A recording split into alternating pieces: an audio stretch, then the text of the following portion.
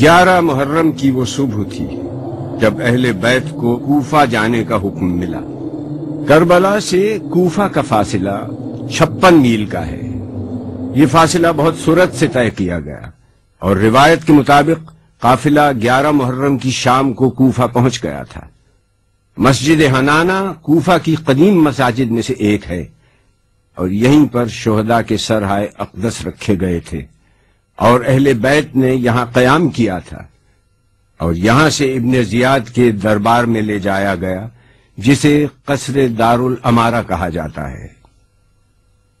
قصر کو آراستہ کیا گیا اور ہر خاص و عام کو شرکت کی اجازت تھی۔ حکومت کی جانب سے اعلان کیا گیا تھا کہ امیر پر ایک خارجی نے خروج کیا ہے، اس کے مقابلے میں حکومت کو کامیابی ہوئی ہے۔ آج اس کے اہل و عیال کو گرفتار کر کے کوفہ لایا گیا ہے۔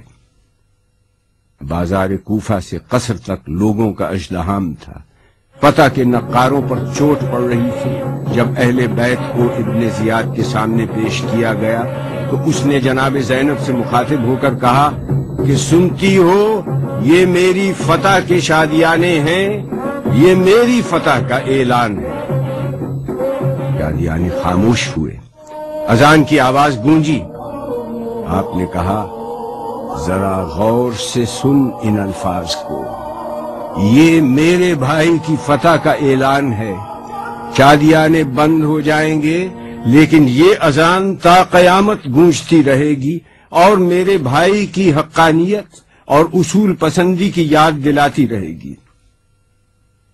اس نے جناب زینب سے مخاطب ہو کر کہا کہ خدا نے تمہارے بھائی کو قتل کیا اور تمہیں رسوا کیا اور تمہارے دعوے اور جھوٹ کو آشکار کر دیا۔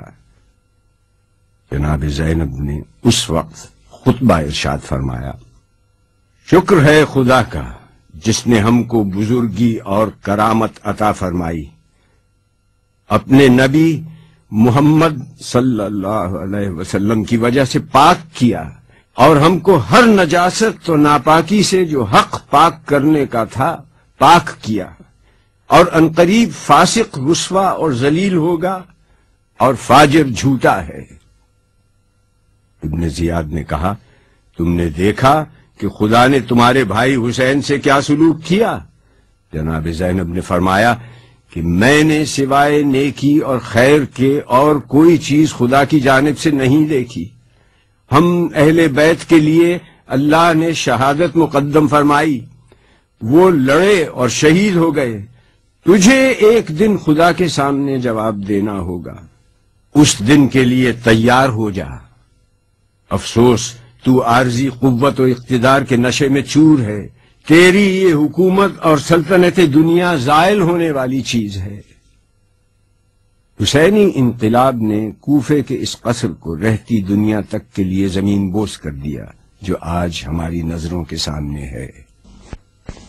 مسجد کوفہ اور امام علی کے گھر کے درمیان قصر دارالامارہ وہ جگہ ہے جہاں آج حق و باطل کے درمیان خط فاصل کھینچنے والے دیکھ سکتے ہیں کہ یہ مقام عبرت ہے۔ دنیا میں آج ظالم اور مظلوم کا فرق دیکھنا ہو تو اس سے بہتر کوئی دوسرا منظر پیش نہیں کیا جا سکتا۔ نہج البلاغہ میں امام علی نے کہا ہے کہ حکومت کفر سے کی جا سکتی ہے، ظلم سے نہیں۔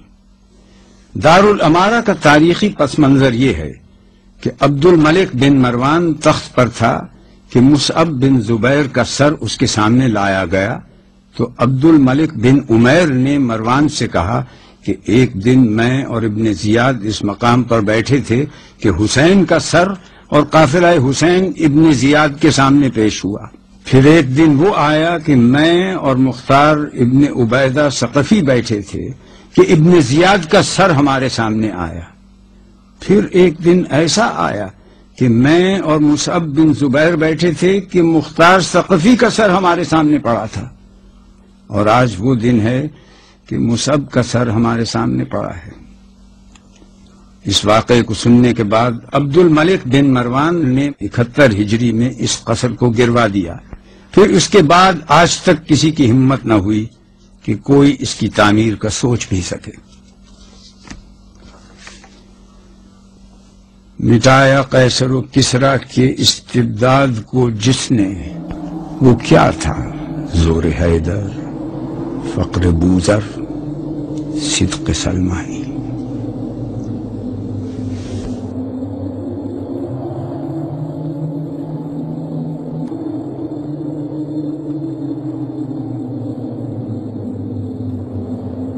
ولید بن عبد الملک نے اسے جامع مسجد اموی کا نام دیا۔ اس سے قبل 61 ہجری میں یہ یزید کا دربار تھا۔ اس کا مجموعی رقبہ 15,000 مربع میٹر ہے۔ مسجد کے وسط میں نبی اللہ حضرت یحییٰ ابن زکریا کا سر بھی دفن ہے۔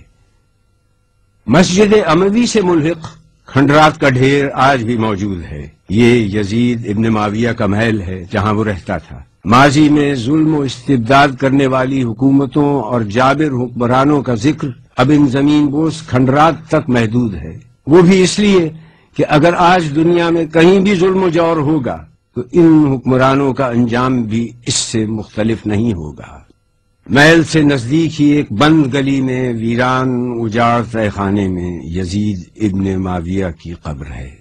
ہیں زیر زمین صاحب تخت و علم و تاج، جو صاحب نوبت تھے نشاں ان کے نہیں آج، جو شاہ کے شاہوں سے صدا لیتے رہے باج، وہ باغ فنا آپ کفن کے رہے محتاج۔